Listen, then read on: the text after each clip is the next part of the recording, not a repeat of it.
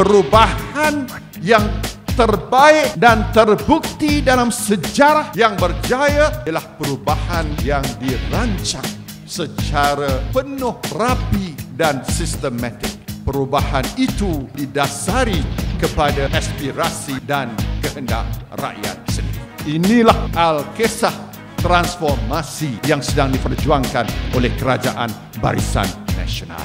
Sebab itulah benda ini menjadi. Sebab inilah kita dapat membina 160 buah unit rumah di Kampung Seri Makmur ini dengan harga RM50,000 ditanggung oleh kerajaan.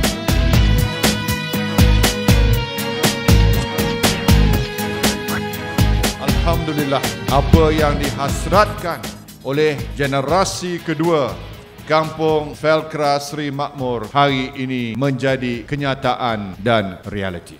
Saya telah buat congak punya congak dan saya sedar bahawa harga yang dikenakan kepada setiap peserta ini, iaitu genap RM50,000 hanyalah untuk kos rumah sahaja dan tidak melibatkan kos kemudahan asas ataupun infrastruktur yang bernilai 18 juta.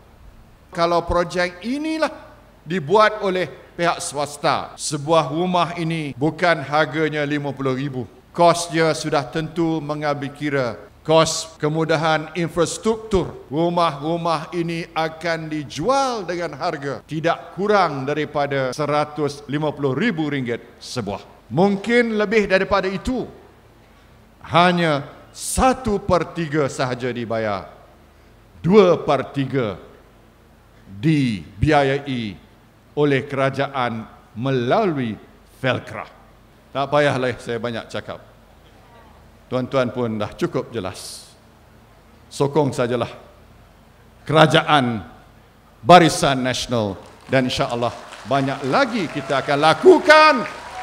Kita akan perjuangkan habis-habisan dan kita menjanjikan Malaysia yang maju, Malaysia yang berjaya.